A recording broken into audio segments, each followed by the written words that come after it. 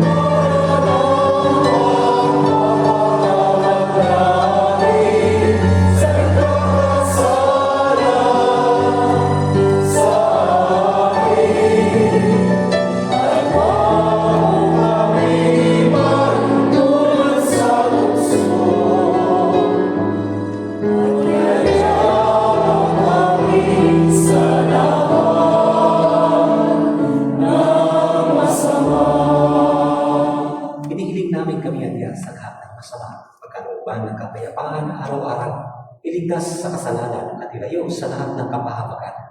Samantalang aming pinananalikan ang dakilang araw ng pagpapahayag ng tagapagligtas namin, si Jesu Kristo.